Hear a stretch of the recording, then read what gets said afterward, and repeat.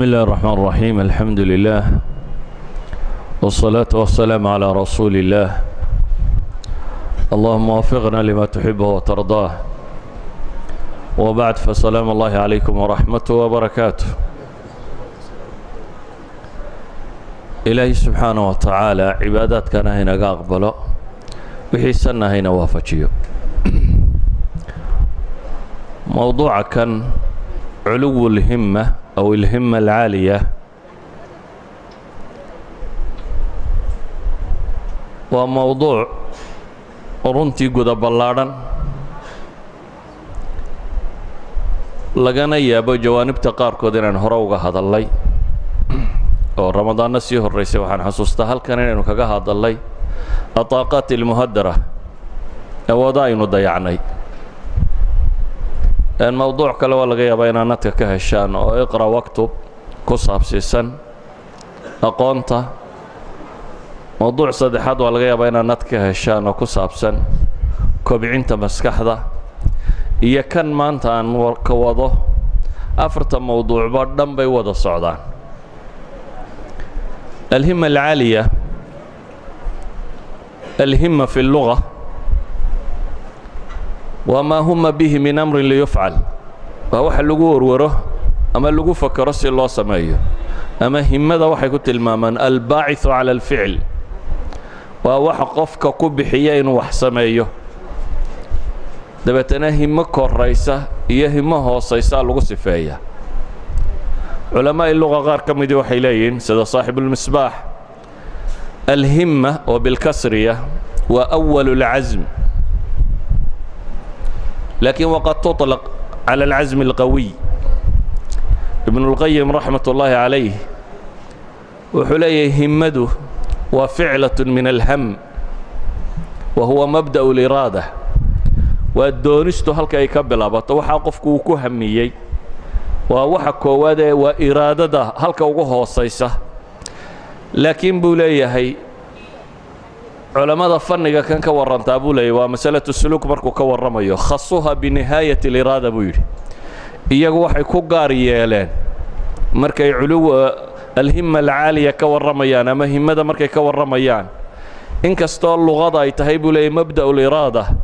haddana fannu suluuki wazuhdi marka laga warramayo nihaayatu liraada baa loo adeegsadaa buu leeyahy, halka ugu dambaysa.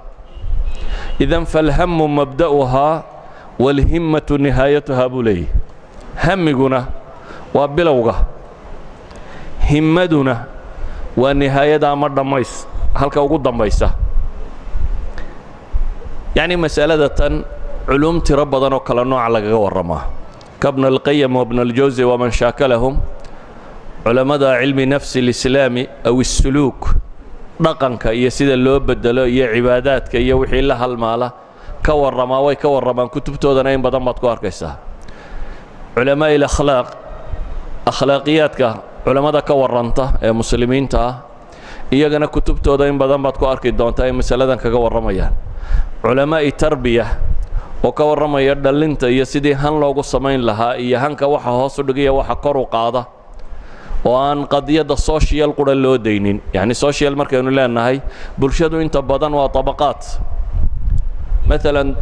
bulshada tabaqada xaakimkee wax maamusha ee boqorrada leh, maamulayaasha sare leh, kuwa dhashoodu inta badan han saray ku koraan, waayo guri bay ku koreen dee bulshadu ay u baahan tahay oo iyaga laga maamulo. bulshada tabaqada hoose ee xoogsatadee aan waxba haysan, dhashoodu waxay ku kortaa han yari, waayo inta badan haddii aanu dee aabbaha ama hooyada ama faamiligaasi ahayn faamili tarbiyo fiican bixinaya ee ay tarbiyada bulshada ku sii daayaan, ilmuhu isna hanyariya intan aabbihii ka shaqeeya inuu qabto uun ayuu ku koraa. idan culamaa'i tarbiya waxay ka warramaan see bulshadoo dhan han sare loogu samayn karaya. culamaa'i nafs, iminka dee casrigan dambe waxaaba jira qayb ka mida psychology oo la idhaha positive psychology, ay kaga warramaan bini aadamka see more talented looga dhigi karaa, more efficient looga dhigi karaa, see han sare loogu sameeyaa. waa farac ka midaba hadda maxay furuucda cilmi nafsi. idan kullu haadihi alculuum midba jaanib uu ka soo galaba waxay ka wada warramaan hankan koreeya. markaynu leenahay waxaynu ka warramaynaa culuwu lhimma waxay culamada badhku tacriifiyaan inay tahay istisqaar maa duuna nihaaya min macaali lumuur waa qofkoo yaraysta wixii ka hooseeya arrimaha kuwooda sare yacni waxa hoose aan qiimo badan siinin ama waxay dhahaan waa talab almaraatib asaamiya waa qofkoo raadiya heerka ama martabadaha sare uun ka fakero oo raadiya walidalik baa raagib alasfahaani wuxuu leeyahay kabiirulhimma marka la yidhaahdo waa qof hamad sare marka la yidhaahdo waa qof aan raalli ku ahayn buu leeyahay hamiga xayawaanka oo hamiga xayawaanku waa maxay waa qofka oo ka warwara uun buu leeyahay caloosha buuxinteeda iyo farjiga haqabtirkiisa iyo intaa ka warwara waa hamiga xayawaanka buu leeyahay kaa waxa ka sarreeya baa la yidhaahdaa buu leeyahay alhama alcaaliya culamo kale haddaynu tacaariiftooda tilmaamno waxay leeyahay waa nushdaanu alkamaali almumkin waa qofka oo raadiya dhammaystiranka bini aadamka halkee qofku markuu gaadhaa buu dhammaystirmay oo aan ku meelaha hoose ee bini aadamka iyo aragtiyihiisa aan ku koobsanin saa daraaddeed baa waxaad maqli doontaa iyadoo la leeyahay fulaanun duu himma aw duu casiima hebel waa nin himmo sare leh ama casiimo leh ama hamigu inta badan waa alfikru fi isaalati almakruuh waa warwarka hamiga caadiga isagu waa qofka oo wax ka warwaraya mushkilad haysata siduu xal ugu heli lahaa haddaba markaynu hamiga koreeya ka warramayno waa arrin ay soo hoosgelayso aljiddu fi lumuur qofkoo si hagar la'aana wax u qabta waa arrin ay soo gelayso atrafuc can asakaa'iri waddanaaya qofkoo ka hansareeya waxyaabaha liiliita ama hooseeya waa arrin ay soo hoosgelayso alطumuux ila almacaali qofkoo hiigsi fog ama hiraal fog leh meel durugsan hir fog raba inuu gaadho ama se eego idan waxaasoo dhan waxaa soo wada hoosgelaya culuwulhimma ibn اljawsi raxmat ullaahi calayhi fii kitaabihi sayd alkhaaطir aan kelmad idinka soo naqliyo waa culammada runtii masaladan aadka uga warranta wuxuu leeyahay bini aadamka hadday suurtagal noqon kari lahayd inuu cirka koro wakhtigiisii dee cirka lama fanan jirin iminkase dee waa tan rokityada iyo wax la dirayo waa tan laysku hayaba safar siyaaxa ma laga samayn karaa xidigaha sare qaar ka mid ah in siyaaxa loo tagaaba bini aadamka hamigiisu hadda ku jira laakiin cahdigiisii dee cidduu shaaba ma jirin cabaas ibnu faraas miyaa la odhan jiray ninkii caalimka muslimka ee koowaad ee isku dayaya inuu duulo dee isna akhirkii waaba u dhintay intuu minaarad ka soo booday baalal iyo waxbuu rakibtay dhowr goor horuu ku guulaystay maalintii dambu magaaladao dhan yidhi isu soo baxa dabeetana meel sare ayuu ka soo booday baalashii iyo waxbaa si uga furmo ka dabacay kadibna wadaadku dhabarkiiyo waxbuu ka jabayba wuu u dhintay yacni markaa waxay ahayd nin baa duulaya dee waxaan la arki karin bay ahayd haddaba wuxuu leeyahay ibn اljawsi haddii la sawiri kara buu leeyahy ciduun hadday suurayn karto lilaadamiyi sucuudu samaawaat in cirka la qaban karo haddii la sawiri karo la ra'aytu min aqbaxi الnaqaa'is ridaahu bilard waxaan u arkaa buu yidhi meelaha ugu liita inay ka mid tahay inaad adigu raalli ku ahaato inaad dhulka iska joogta buu leeyahy haddii ragba cirka u kacay inaad adigu dhulka fadhidaa waa doqoniima buu leeyahy ibn اljawsi walow kaanat الnubuwa tuxasilu biاlijtihaad haddii buu yidhi nebinimada dadaal lagu heli lahaa iyo howlkarnimiyo ninnimo hadday nebinimadu wax lagu gaadho ay tahay la ra'aytu almuqasira fii taxsiiliha fii xadiid ninka nebi noqon kari waaye isagu iska fadhiya doqonnimaynu u arki lahay buu yidhi hayra annahu idaa lam yumakin dalik fayanbaqi an yuطlaba almumkin arrimahaasi hadda suurtagal maaha buu leeyahay casrigiisii laakiin wixii suurtagal ee kasta in la raadaceeyaa weeyaan buu leeyahay aragtida toosani waxay tilmaamayso idan ibn اljawsi raxmat ullaahi calayh fii kitaabi sayd alkhaaطir wuxuu inoogu tilmaamayaa bini aadamka inaad meel soko hankaagu uu ku hadhaa inay nacasnimo tahay liidnimo inay tahay iyo shay laga koro laga weynaado hadday jiraan rag cirka koray buu leeyahy dhulka raalli mar raba ha ku noqonayn adigu inaad joogto wuxuu kaloo leeyahay haddii nebinimo ijtihaad lagu gaadhi karo tan dambe iyadu suurtagal maaha weligaaba dadaalay nebi ma noqon kartid nebinimadu waa maxay waa istifaa allahu yastafi ilaahay baa doorta laakiin wuxuu leeyahay haddiiba ay suurtagal oo bini aadamintu ka fakaro la odhan lahaa dadaal baa lagu gaadhaa inaad nebi noqonin waa nacasnimo buu leeyahay ee waa inaad kor u kortaa si aad meeshaasi u gaadhi karto haddaba ayuha alaxiba masaladaynu ka warramaynaa waxa weeyaan insaanku wax kasta oo mumkina oo uu xaqiijin karo wax kasta oo suurtagala oo uu xaqiijin karo fi ayi majaal inaad raadacaysaabaa muhima wax kasta oo suurtagala in la xaqiijin karo inaad raadacayso ibn اlqayim aljawsi raxmat ullaahi calayhi baasina wuxuu leeyahay caamadu dadweynaha waxay yidhaahdaan buu yidhi qiimatu kullu mri'in maa yuxsin qof kasta qiimihiisu waa waxa uu hagaajin karo waa farsamadu yaqaaniyo wuxuu yaqaano waalkhaasatu taquul buu yidhi laakiin dadka indheergaradka iyagu waxay yidhaahdaan buu yidhi qiimatu kullu mri'in maa yatlubu qof kasta qiimihiisu waa hankiisa iyo halka uu hiigsanayo wuxuu doonayo yacni caamadu waxay yidhahdaan buu leeyahy qof kasta waa intuu garanayo laakiin khaasada waxay tidhaahdaa buu leeyahy qof kasta waa intuu ku haminayo iyo intuu ku warwarayo uu raadinayo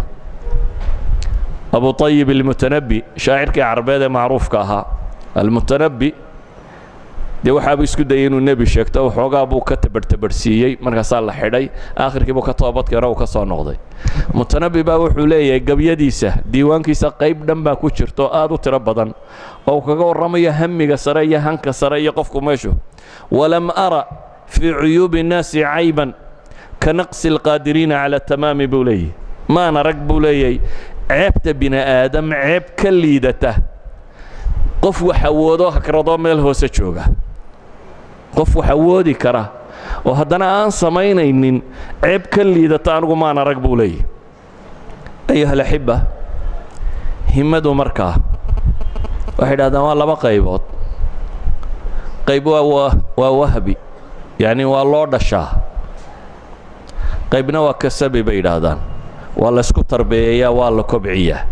laakiin qof kastoo bini aadami nooc min alhimma wuu ku dhashaa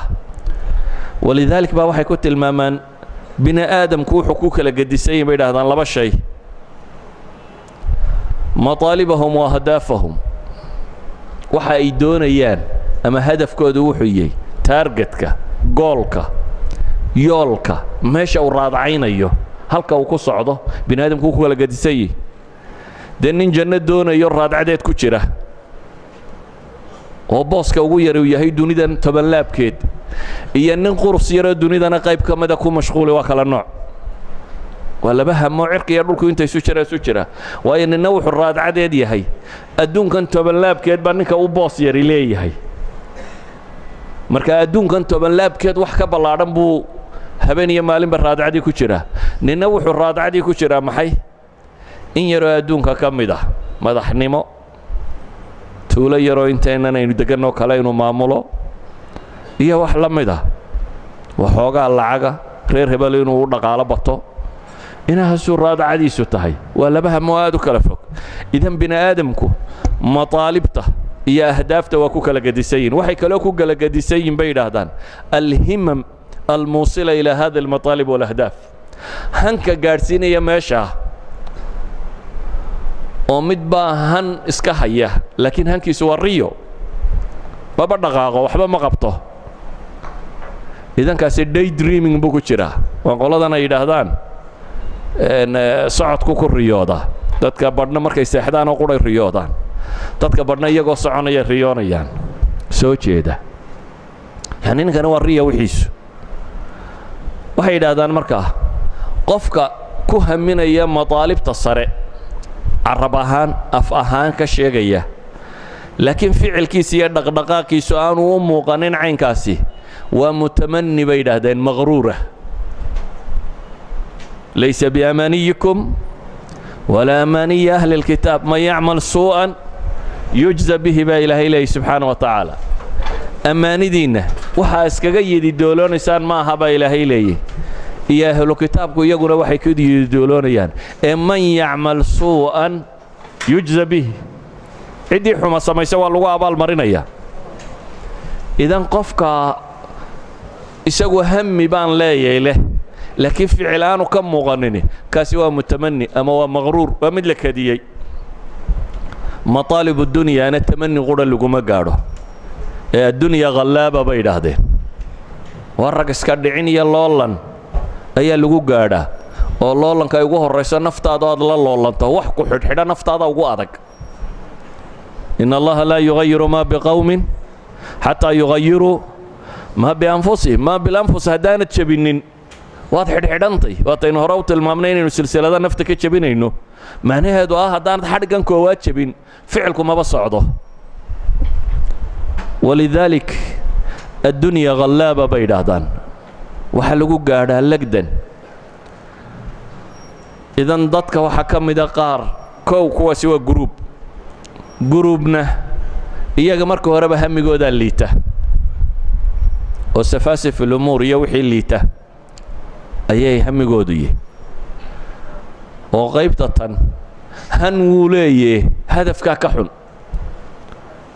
مثلا وانين هن له لكن هدفك ساين لا تنطيين له سيين لبودبودين دون الله مرمرين تنبه هدفك الليته لكن شيطان ماذا وكحل ديريه حق بوشيريا والله بحقك لو قدسيه لكن كهدي هدفك الله صحه وحنقون يكوي النبي قولها محي الناس معادن خيارهم في الجاهلية خيارهم في الإسلام إذا فقهوا وهدول هدي وحفهمان توصنان كره تتكبرنا هم بما سيدا حوله يسجنوا لي يحيل عون الهون يوحيل عب لها واقو ساكنة برية نرقاتية ويا هذا عدهم سوى بحيد وسكسوية وحكى الله كهم لي مجره waxay dhaadaan kuwaasi waa kuwa haday joogaana wax lama weydiiyo haday maqayina lama tabo meesha haday joogaana cidi wax ma weydiiso haday maqan yihiinna lama tabo erayadaasi afarta kooxood aynu qaybinay bitacbiir ibn al-qayyim hadaynu soo qaadana wuxuu leeyahay bini aadamku wuxuu ku kala gadisay buu yiri laba shay macrifatu al-haqq min al-baatil wa ahdaafti iyo mataalibta iyo iithaaru al-haqq ala al-baatil wa hammigi kugu bixinayay حقا يا باطل كائنات كلا جرته إيوه حقا إنات كدور بدو باطل كوات هذا عيسو مسألة ده أمرك إنه يجنبوا لبشركو أقسام فرع وقيب سمان كوحدة وقصر يسابوا لي وأنبيضة إلهي القرآن كوحك لي واذكر عبادنا إبراهيم وإسحاق ويعقوب أولي الأيدي والأبصار بعد حستابة إلهي لي يا دومها يجي نبي إبراهيمها إسحاقها يعقوبها سدح نبي يوسف علي إلهي محكو سفينيين أولو الأيدي والأبصار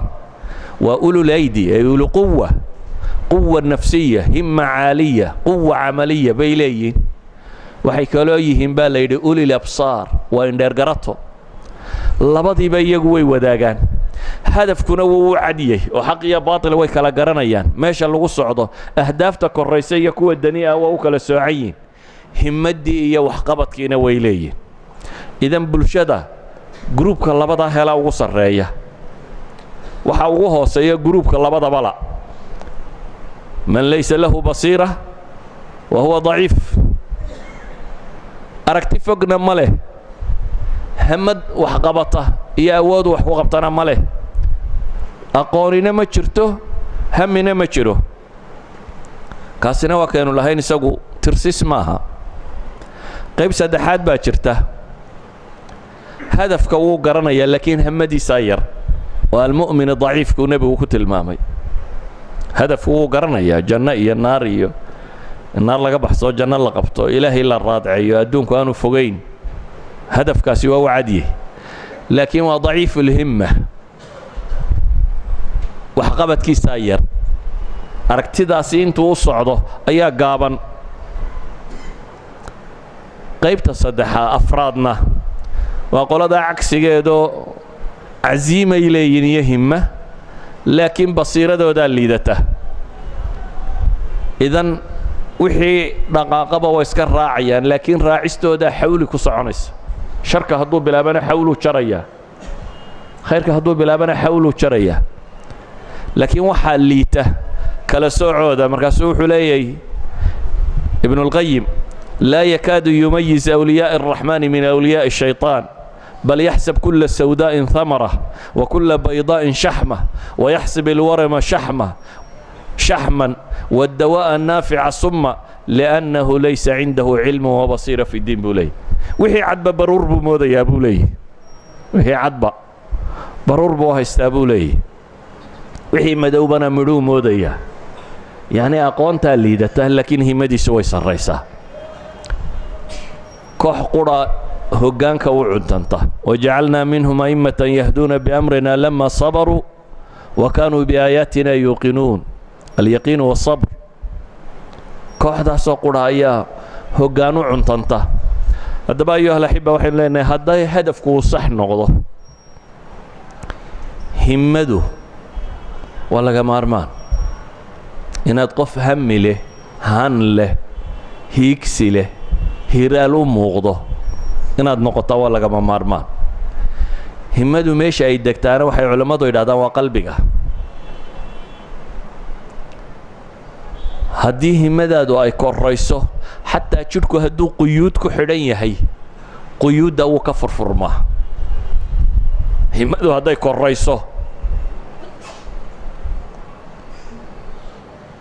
balaan laba mucqad laba qof oo kursi ku dul fadhiyaan tilmaamo falastiin waa maqashaan iyo urur xamaas la yidhaahdo yuhuudda jihaad kula jiro iska dhiciyo dunida wixii bam yaalay lagu garaacayo weli istifaacaya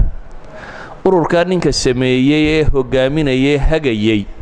kursuu dul saaraa meel dhaqaaqdo jidhkiisii ma jirin markuu wax akhrinayo waraaqda kitaabka quraan ee akhrinaya inaanu dhalay u rogi jiray maalin bay waxay yidhaahdaan inanku dhalay baa seexday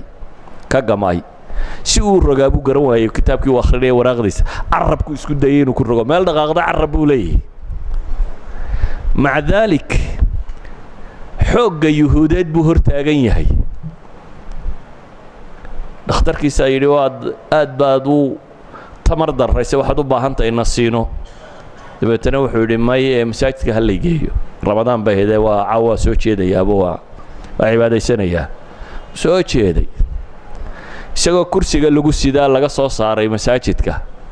israa'il kaa kursiga lagu siday intay u adkaysan weyday markii masaajidka laga soo saaray ayaa faantannimada cirka mara inta loo soo diraa gantaal lagu dhuftay yacni ninkaasi hammuu siday jidhna intaasu ka yihi itaalkiisu waa carabkaa dhaqdhaqaaqaya caqligana wuu qabaa laakiin isma odhan muqcad baa tahay qof fadhiya baa taan waxba qaban karin isma lehee wuxuu u taagan yahay inuu diintiisa iyo ummaddiisa iyo dadkiisaba xoreeyo ummad dhan buu u ahaa maxay hoggaan ruuxiya oo hoggaaminaya xarakaad dhan oo jihaad iyo isdifaac iyo wax iska rabaya dowlado dhan oo dunida waaweynba u adkaysan karila ninkaasi aan waxba qaban karin ee kursiga lagu jiidayo ayay u adkaysan kari waaye hamiga sare aan xagga gaalkana idinka tusiyo saynisyahanka maanta cilmiga fiisigiska dunida u caansan ee mulxidka ee kutubtan maanta caankaa leh isna waa muqcid waa sida ninkaasi oo kale waa kursiga ugu sarreeya Cambridge University kursigu Newton fadhiyi jiray waa ninkii fadhiyay dhawaan baa la siiyay taqaacud inuu ka fadhiisto waa Stephen Hawking waa nin Ingiriis ah oo isagoo 12 jir uu ku dhacay shalal oo jidhkoo dhami shalal qabo oo aan meelina dhaqaaqaynin codka mishiinba ka soo saara waana theoretical physics-ka dunida ugu qiimaha badan le maanta ee la tilmaamo waa ninkan le maxay qadaayaadkan lagu tilmaamo meelahan madow ee cirka ee la sheego the black holes aragtiyadiisa iyo waxa ku saabsan waa aqoonyahanka dunida hogaaminaya hadalka mishiin baa ka soo saara meel dhaqaaqaysa ma jiro muu isooranin war muqcad baa tayaan meelina u noolayne hankiisi wuxuu gaadhsiiyay aqoonyahanka dunida hogaaminaya cilmiga physics-ka inuu halkaasi noqdo isagoo kursigaa lagu jiidayo oo carabka aan ka hadlayna bahashatan ay ka hadlinayso idan qofku hadduu han leeyahay walow jidhku uu xidhxidhan yahay oo aanu jirin hanku meel sare u gaadhsiiyaa walidaalika baa ilaahay subxaana wa tacaala qur-aanka wuxuu inoogu tilmaamay qisaan in badan idinka warramo laba nebi oo midna dunida oo dhan loo fudaydiyey waxa yaalayba nebi sulaymaan ilaahay buu wuxuu weydiistay maxay mulkan laa yanbagii liaxadin min bacdi mulki intaa leeg baa ilaahay siiyey jin iyo insiba loo sakhiray dabaylaha loo fudaydiyey aqoon dowladda intaa leeg islaamigaa buu maamulayo xukumayey han wuu lahaa oo waa kaasi jin iyo insiba maamulayey ilaahay markuu sifeynayay wuxuu ku sifeeyey maxay nicma alcabdu innahu awaab ilaahay waxaa kaloo qur-aanka uu ku sheegay nebi mansiladaa isna gaadhay laakiin isna jiifa oo 18 sano jiifay oo laga wada tegey oo tamari ka dhammaatay oo dhulka jiifa laakiin hankiisu yahay mid rabbi ku xidhan oo aan dunidan iyo waxa fudo yaallo dhammaanay u muuqanin isna bisabrihi hankiisii iyo hamadiisii waxay gaadhsiisay in ilaahay uu ku sifeeyo isagana maxay nafsu tacbiir nicma alcabdu innahu awaab baa ilaahay isagana ku tilmaamay waa nebi ayuub idan jidhku isagoo xidhxidhan oo uu qofku sariirta jiifo ayaa hadduu han sare leeyahay uu noqon karaa maxay uu noqon karaa mid meel sare u gaadhsiiyo walidaalika ayuha alaxiba waxaynu leenahay qofka hanku iyo himmada sarraysa meelaan camalkaagu gaadhin bay xataa ku gaadhsiin kartaa aakhiro nebigu calayhi salaatu wasalaam wuxuu xadiidkeena u tilmaamayay man hama bixasanatin falam yacmalha katabaha allahu cindahu xasanatan kaamila ninka wanaag ku hamiya ee xataa aanay u suurtogelin inuu qabto ilaahay wuxuu u qoraa maxay xasana kaamila baa la yidhi wuxuu nebigu leeyahy calayhi salaatu wasalaam man sa'ala allaha shahaadata bisidq ballagahu allahu manaazil ashuhadaa wain maata calaa firaashi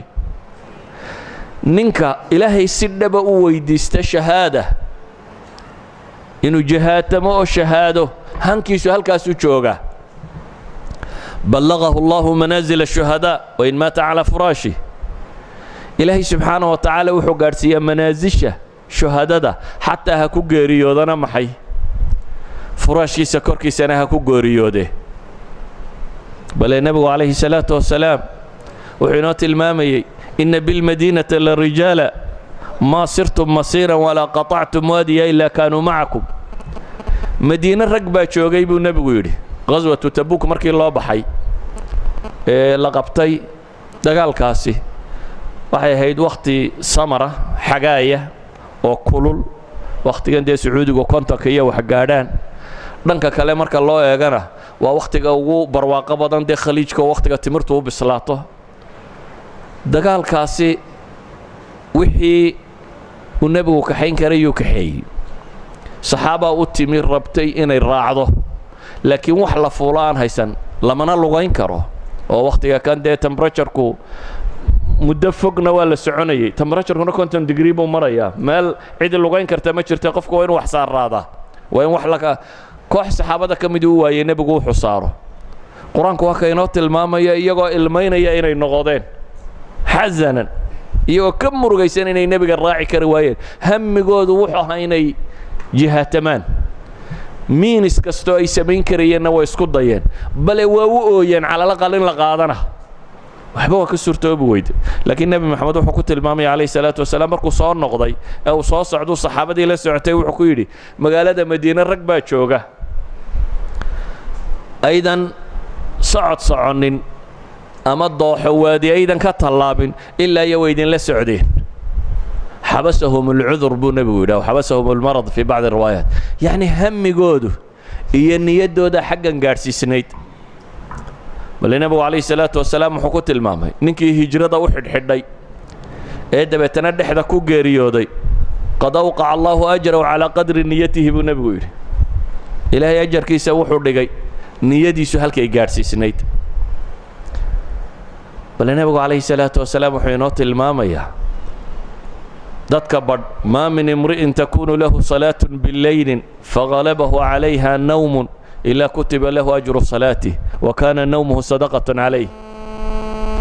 نبغى حلاي ما جرى قف هبينكي لازم يجرين صلاة الليل كيسة قدان مرة بكسيحن جرين لكن أي هبين هرداد الله تكتي أو إيش كحق بعض السي ka ajarkii waa loo qorayaa buu nebigu leeyahy calayhi salaatu wasalaam hurdadiisuna sadaqa ilaahay siiyey bay ku ahayd weliba waa asxaabu lhimam alcaaliya waa dad han leh han waxqabad leh waa dad hiigsi leh hiigsi waxqabad leh waa dad hir u muuqdo oo socodka aan gabina socda laakiin mararka qaarkood ayay awooddu xakamaysaa xataa hadday awooddu xakamayso cinda allaahi ajarka waa leeyihin baa uu nebigu tilmaamaya hanku wuxuu tilmaamayaa bini aadamku dadka badh baa uu nebigu ku tilmaamayaa hankiisu loolanka ku gala aakhiro ilaahay qur-aankan wuxuu inoo tilmaamayaa maxay wasaabiquu ilaa makfiratin min rabbikum saaricuu ilaa makfiratin min rabbikum saaricuu iyo saabiquu baa ilaahay waa yidhi u baratama iyo u dhaqtama iyo waa uun loolangala oo maxay u loolama inaa gaadhaan waxa loo loolamayaa waa in la gaadho hadafkii la rabay oo ilaa makfiratin min rabbikum wa jannatin carduha asamaawaat walard aw ka cardi asamaawaat labada aayadood oo qur-aanka ah suuratu alxadiid iyo nisaa may ahayn suuratu xadiid iyo ali cimraan ilaahay subxaanahu wa tacaala wuxuu inoo tilmaamaya inaynu dhaqtanno baratanno bal baratankaa haddee eg nebi maxamed wuxuu leeyahy calayhi salaatu wasalaam sabaqa dirhamun alfa dirhamin mi'ata alfa dirhamin dirham ayaa 100 kun oo dirham ka dheereeyey buu nebigu leeyahy bal dirham 100 kun la baratamaya qiyaas ama 1 dirham waxaan filayaa xadiidku inuu 100,000 ahaa ayan kaan xadiidka idinkaa taxqiijin laakiin waxaa meesha ka muuqata 1 dirham oo kunan la baratamaya siduu la baratami karaya wuxuu la baratamayaa hamadaa kala nooc ahayd midna xooluhu agtiisa way iska daadsanay qiimo lama lahayn intan unbuu qabtuuro meeshu ku tuuray ninna 2 dirham buu haystayoo labadiibuu mid nafta ka jaray oo muxuu uga jaray hamigiisa inuu xaqiijiyo meeshu u socdo naftu may odhanin waar la jeclayso labaa kaa dhacdee meesha tanna abaar baa ka taagan gaajana waa loo dhintaaye ha iska bixinin adigaad ku noolaatide ee wuxuu rabaa hadafkiisa iyo waxa uu socdaa kala weyn gaajadan iyo warwarkan bini aadamku uu qabo saasi daraaddeed buu dirhamkiisa bixiyey idan dirhamkani wuxuu loolan kula jiraa kumaankum kale maxaa loolankaa la geliyey waxaa la geliyey naftiisa waxaa la geliyey hamiga uu hayo haddaba ayuha alaxiba waxaynu leenahay islaamku wuxuu inoogu yeedhayaa khuluqaasi rafiica inaynu gaadhno dhaqankaa wanaagsan inaynu yeelanno ilaahay qur-aanka wuxuu ku leeyay reer banu israa'iil in badan baa la gumaystay dabeetana way han yaraadeen in badan baa la gumaystay way han yaraadeen war diinta xoogu qaato oo xoog ugu dhaqmo dadaal haydinka muuqdaa loogu taag waaye ilaa buur la dul qabtoo la yidhi maxay khuduu maa aataynaakum biquwa ilaahay yidhi khuduu qaata baa la yidhi maa aataynaakum biquwa wixii aanu idin siinay baa ilaahay leeyahy xoog ku qaata wadkuruu maa fiihi lacallakum tattaquun yacni dadku markuu gumaysiga tirada badan le ku soo noolaado muddo ku jiro gumaysi wuu hanjabaa walidaalika reer banu israa'iil hankoodu goormuu dib u kacay bayt ilmaqdis goormay qabsadeen kuwii hore waa tii loogu taag waayay yidhahdeen anagu waa fadhfadhiyaynaaye muusow idhab anta warabbuka faqaatila inna haahunaa qaaciduun ba iyaga hankoodii noqday